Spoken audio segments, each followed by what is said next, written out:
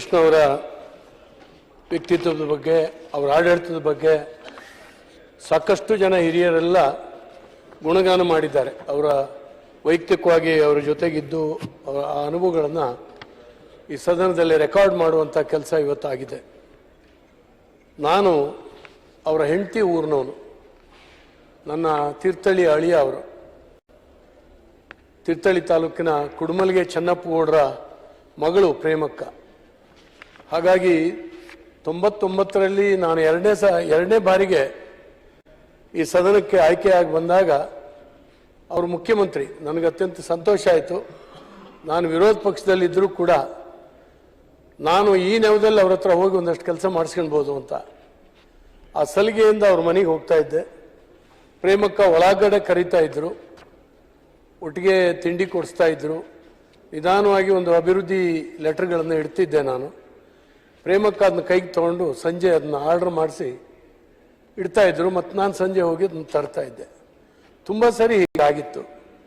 ನಾನು ವಿರೋಧ ಪಕ್ಷದಲ್ಲಿದ್ದರೂ ಕೂಡ ನನ್ನ ಕ್ಷೇತ್ರದ ಕೆಲಸವನ್ನು ಮಾಡಿಕೊಡುವಂಥ ಕೆಲಸ ಮಾಡಿದ್ರು. ಅನೇಕ ಸರಿ ಒಂದು ಸರಿ ಇಲ್ಲಿ ಜೋಕ್ ಮಾಡಿದ್ರು ಕೆಲವರು, ಏನು ವಿರೋಧ ಪಕ್ಷದಲ್ಲಿದ್ದರೂ ಕೂಡ ಜ್ಞಾನೇಂದ್ರ ಅವ್ರ ಕೆಲಸ ಆಗ್ತದೆ ಅಂತ.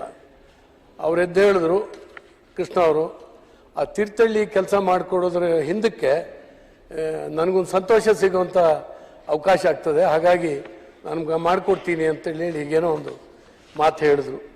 ಈ ರೀತಿಯಲ್ಲಿ ತೀರ್ಥಹಳ್ಳಿಯ ಜೊತೆಗೆ ತೀರ್ಥಹಳ್ಳಿಯ ಬಾಂಧವ್ಯ ಇದೆ ಅನ್ನುವಂಥದ್ದು, ನನ್ನ ಮೇಲೆ ಪ್ರೀತಿಯಿಂದಲೂ ಅನೇಕ ಉಪಕಾರದ ಕೆಲಸವನ್ನು ತೀರ್ಥಹಳ್ಳಿ ಕ್ಷೇತ್ರಕ್ಕೆ ಮಾಡಿದ್ದಾರೆ. ಅವ್ರನ್ನ ಹೊರಗಡೆಯಿಂದ ನೋಡುವಾಗ ಒಂಥರ ರಿಸರ್ವ್ ಅವರು, ಆ ಮನುಷ್ಯ ನಮ್ಮ ಹತ್ರ ಮಾತಾಡ್ತಾರೋ ಇಲ್ಲೋ. ಭಾಳ ಜನ ಹೇಳ್ತಿದ್ರು ವೈಟ್ ಕಾಲರ್ಡ್ ರಾಜಕಾರಣಿ ಅವರು ಅಂತೇಳಿ ಹೇಳ್ತಾ ಇದ್ರು. ಸಾಮಾನ್ಯ ಜನರ ಜೊತೆಗೆ ಅವರಿಲ್ಲ ಅನ್ನುವಂಥದ್ದು ಅವ್ರ ಬಗ್ಗೆ ಅವತ್ತು ಖ್ಯಾತಿ ಇತ್ತು. ಆದರೆ ವೈಯಕ್ತಿಕವಾಗಿ ಮಾತಾಡಿದಾಗ ಅವ್ರು ಆ ರೀತಿ ಇಲ್ವೇ ಇಲ್ಲ.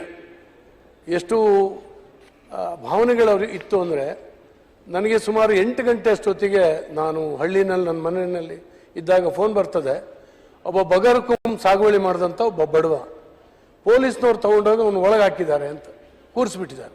ಎಲ್ಲಿ ಕೂರಿಸಿದ್ದಾರೆ ಅಂದರೆ ಲಾಕಪ್ ಒಳಗೆ ಕೂರಿಸಿದ್ದಾರೆ ಅಂತ ಹೇಳಿದ್ರು. ನನಗೆ ಗಾಬರಿ ಆಗೋಯ್ತು. ನಾನು ಊಟ ಗೀಟ ಎಲ್ಲ ಬಿಟ್ಟು ಏನು ಮಾಡೋದು ಅಂತ ಪೊಲೀಸ್ನವ್ರಿಗೆ ಫೋನ್ ಮಾಡಿದೆ. ಇಲ್ಲ ಸರ್, ನಾನ್ ಬೇಲೆಬಲ್ ವಾರೆಂಟ್ ಆಗಿದೆ ಅವನಿಗೆ, ನಾವು ಬಿಡ್ಲಿಕ್ಕಾಗೋದಿಲ್ಲ, ಭಾಳ ದಿವಸದಿಂದ ಕೋರ್ಟಿಗೆ ಅಟೆಂಡ್ ಆಗಲಿಲ್ಲ ಅವ, ಅದಕ್ಕಾಗಿ ನಾಳೆ ಬೆಳಿಗ್ಗೆ ಕೋರ್ಟಿಗೆ ಅಟೆಂಡ್ ಮಾಡಿಸ್ತೀವಿ. ನಾಳೆ ಬೆಳಿಗ್ಗೆ ಅಲ್ಲ, ಸೋಮವಾರ ಕೋರ್ಟಿಗೆ ಅಟೆಂಡ್ ಮಾಡಿಸ್ತೀವಿ ಅಂತ. ಶನಿವಾರ ದಿವಸ ಅರೆಸ್ಟ್ ಮಾಡಿದ್ದಾರೆ.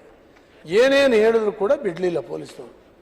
ನನಗೆ ಅನಿವಾರ್ಯವಾಗಿ ಆ ಬಡವ, ನಾವೆಲ್ಲ MLA ಆಗಿದ್ದಾಗ ಒಬ್ಬ ಬಡವ, ಅವನು ಏನು ಮಾಡ್ತಿದ್ದ ಅಪರಾಧಕ್ಕೆ ಬಗರಕುಂ ಸಾಗುವಳಿ ಮಾಡ್ಕೊಂಡು ಜೀವನ ಮಾಡೋನು, ಹೋಗಿ ಒಳಗಡೆ ಕೂತ್ಬಿಟ್ನಲ್ಲ, ನಾವೆಲ್ಲ MLA ಆಗಿದ್ದು ಏನು ಪ್ರಯೋಜನ ಅಂತ ಒಂಥರ ಫೀಲಿಂಗ್.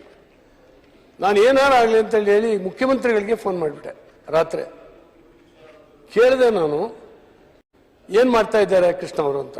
ಊಟ ಮಾಡ್ತಾ ಇದ್ದಾರೆ, ಊಟ ಟೇಬಲಲ್ಲಿದ್ದಾರೆ, ದಯವಿಟ್ಟು ಕೊಡಪ್ಪ, ನಾನು ಒಂಚೂರು ಅರ್ಜೆಂಟ್ ಮಾತಾಡಬೇಕು ಅಂತ. ನನಗದು ಅಷ್ಟು ಬೇಜಾರಾಗಿತ್ತು. ಇಲ್ಲದ್ರೆ ನಾನು ಅವ್ರು ಊಟಕ್ಕೆ ಕೂತಗೊಂಡಾಗ ಅವ್ನು ಡಿಸ್ಟರ್ಬ್ ಮಾಡಲಿಕ್ಕೆ ತಯಾರಿರಲಿಲ್ಲ. ಆದರೆ ಅವು ಹೋಗಿ ಕೊಟ್ಟ ಫೋನ್ನ, ಏನು ಜ್ಞಾನೇಂದ್ರ, ಯಾಕೆ ಇಷ್ಟೊತ್ತಿಗೆ ಫೋನ್ ಮಾಡಿದ್ರಿ? ಹೌದು ಸರ್, ಸಾರಿ, ಇಷ್ಟೊತ್ತಿಗೆ ಡಿಸ್ಟರ್ಬ್ ಮಾಡ್ತಾ ಇದ್ದೀನಿ. ಹೀಗಾಗೋಯ್ತು, ನೀವು ಮುಖ್ಯಮಂತ್ರಿ ಆಗಿದ್ದಾಗ, ನಾನು MLA ಆಗಿದ್ದಾಗ ಒಬ್ಬ ಬಗರ್ಕುಂ ಮಾಡಿದಂಥ ಬಡವನ್ನ ಲಾಕಪ್ ಒಳಗೆ ಹಾಕಿಟ್ಟಿದ್ದಾರೆ ನಮ್ಮ ಪೊಲೀಸ್ನವರು. ನಾನು ಏನು ಹೇಳಿದ್ರು ಬಿಡ್ತಾ ಇಲ್ಲ, ಏನಾದ್ರು ಮಾಡಬೇಕು, ಇಲ್ಲದ್ರೆ ನಾನು ಊಟ ಮಾಡೋಂಗಿಲ್ಲ ಅಂದೆ. ಅವ್ರು ಹೇಳಿದ್ರು ಯಾವ ಸ್ಟೇಷನ್ನು ಏನು ಅಂತ ಕೇಳಿದ್ರು. ನೀವು ಸುಮ್ಮನೆ ಆಗಿಬಿಡಿ, ನಾನು ಅದನ್ನ ವ್ಯವಸ್ಥೆ ಮಾಡ್ತೀನಿ ಅಂತ ಹೇಳಿದ್ರು. ಫೋನ್ ಇಟ್ಟು 15 ನಿಮಿಷಕ್ಕೆ ನನಗೆ ಫೋನ್ ಬರ್ತಾ ಇದೆ. ನಮ್ಮ ಸಬ್ ಇನ್ಸ್ಪೆಕ್ಟರ್ ಅವನ್ನ ಜೀಪ್ನಲ್ಲಿ ಕೂರಿಸ್ಕೊಂಡು ಹಳ್ಳಿ ಮನೆಗೆ ತೊಗೊಂಡೋಗಿ ಬಿಡ್ತಾ ಇದ್ದಾರೆ. ಅಂದರೆ ನಾನು ಹೇಳಿದಂಥ ಒಂದು ಸಣ್ಣ ವಿಷಯ ಅಂತೇಳಿ ಪರಿಗಣಿಸಲೇ ಇಲ್ಲ. ಒಬ್ಬ ಮುಖ್ಯಮಂತ್ರಿಯಾಗಿ ಇಷ್ಟು ಕಾಳಜಿಯಿಂದ ಆ ಬಡವನನ್ನು ಬಿಟ್ಟು ತಕ್ಷಣ ವಾಪಸ್ ಮನೆಗೆ ಕಳಿಸ್ಬೇಕು ಅಂತೇಳಿ ಹೇಳುವಂಥದ್ದು ಇದೆಯಲ್ಲ, ಇದು ಬಹಳ ಮುಖ್ಯ ಆಗ್ತದೆ ನನ್ನ ಜೀವನದಲ್ಲಿ. ಇವೆಲ್ಲ ಸಾರ್ವಜನಿಕ ಜೀವನದಲ್ಲಿ ನಾವೆಲ್ಲ ನೆನಪಿಡುವಂಥ ಒಂದು ಸಂದರ್ಭ ಅಂತೇಳಿ ಹೇಳಿ ನಾನು ಭಾವಿಸ್ತೇನೆ. ಇವತ್ತು ಒಬ್ಬ ಯಶಸ್ವಿ ಮನುಷ್ಯನ ಹಿಂದೆ ಒಬ್ಬ ಹೆಣ್ಮಗಳು ಇರ್ತಾರೆ ಅನ್ನುವಂಥದ್ದು ಒಂದು ನಾಣ್ಣುಡಿ ಇದೆ. ಅದೇ ರೀತಿ SM ಕೃಷ್ಣ ಅವರ ಹಿಂದಕ್ಕೆ ಅವರ ಪತ್ನಿ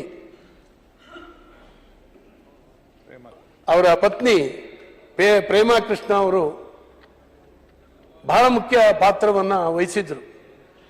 ಎಚ್ ಕೆ ಪಾಟೀಲ್ರು ಒಂದು ಘಟನೆಯನ್ನು ನೆನಪು ಮಾಡ್ತಾರೆ. ಹಾಗೆ ಇವರ ರಾಜಕಾರಣ, ಇವರ ಸಾರ್ವಜನಿಕ ಜೀವನವನ್ನು ಭಾಳ ಅಬ್ಸರ್ವ್ ಮಾಡಿ ಅನೇಕ ಸಲಹೆಯನ್ನು ಕೊಡುವಂಥ ವ್ಯಕ್ತಿತ್ವ ಅವ್ರದ್ದು, ಎಸ್ ಎಂ ಕೃಷ್ಣ ಅವ್ರದ್ದು. ಸರ್ ಹೇಳ್ತೀನಿ, ನಮ್ಮಲ್ಲಿ ಮಲೆನಾಡಿನಿಂದ ಈ ಮಂಡ್ಯ ಕಡೆ ಹೆಣ್ಮಕ್ಳು ಕೊಡ್ತಿರಲಿಲ್ಲ, ನೀವು ಭಾಳ ರಫ್ ಅಂತೇಳಿ. ಮತ್ತು ಸ್ವಲ್ಪ ಅತ್ತೆಯಂದರು ಸ್ವಲ್ಪ ಪ್ರಬಲವಾಗಿರ್ತಿದ್ರು. ಹಾಗಾಗಿ ನಮ್ಮ ಮಲೆನಾಡಿನ ಹೆಣ್ಮಕ್ಳು ಭಾಳ ಸ್ಮೂತು, ಅಲ್ಲಿ ಬದುಕಲಿಕ್ಕಾಗಲ್ಲ ಅಂತೇಳಿ ನಮ್ಮ ತೀರ್ಥಹಳ್ಳಿ ಮಲೆನಾಡಿನ ಭಾಗದಿಂದ ಫಸ್ಟ್ ನಂಟಸ್ತಿಗೆ ಹೆಣ್ಮಗಳು ಕೊಟ್ಟಿದ್ದು ಒಕ್ಕಲಿಗರಲ್ಲಿ ಎಸ್ ಎಂ ಕೃಷ್ಣ ಅವರಿಗೇನೆ. ನಮ್ಮ ಭಾಗದ ಜನ ಭಾಳ ಅಬ್ಸರ್ವ್ ಮಾಡ್ತಾಯಿದ್ರು ಹೇಗಾಗ್ತದೆ ಇದು ಅಂತ. ಯಾಕಂದ್ರೆ ಅನೇಕ ನೆಂಟಸ್ತಿಗಳಿಗೆ ಬಂದರು, ಒಳ್ಳೊಳ್ಳೆ ನೆಂಟಸ್ತಿಗೆ ಬಂದರು ಬಿಡ್ತಿದ್ರು.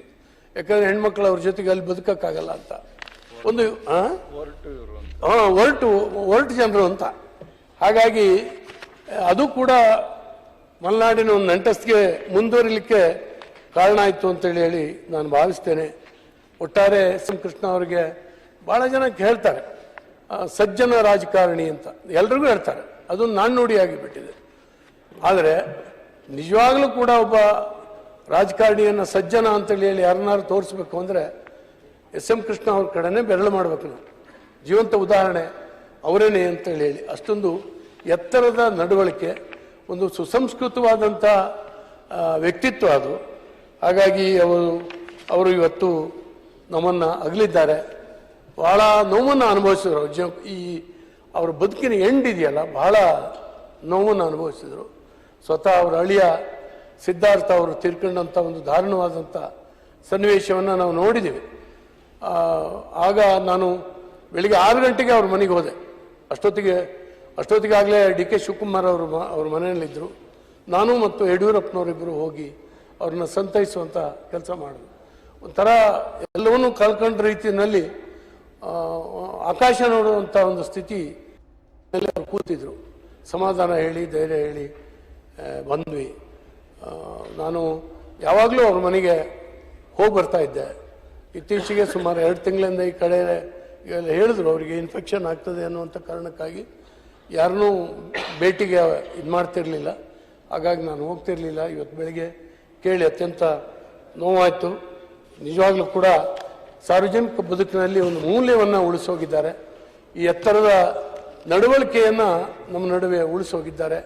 ಅವರ ಆತ್ಮಕ್ಕೆ ಶಾಂತಿ ಸಿಗಲಿ, ಅವರ ಕುಟುಂಬದವರಿಗೆ ನಷ್ಟವನ್ನು ಭರಿಸುವಂಥ ಶಕ್ತಿಯನ್ನು ದೇವರು ನೀಡಲಿ ಅಂತೇಳಿ ಈ ಸಂದರ್ಭದಲ್ಲಿ ಹಾರೈಸಿ ಅವರಿಗೆ ನನ್ನ 2 ನುಡಿನಮನಗಳನ್ನು ಸಲ್ಲಿಸಿ ನಾನು ಮಾತನ್ನು ಮುಗಿಸ್ತೇನೆ. ಮಾನ್ಯ ಉಪ ಸಭಾಧ್ಯಕ್ಷ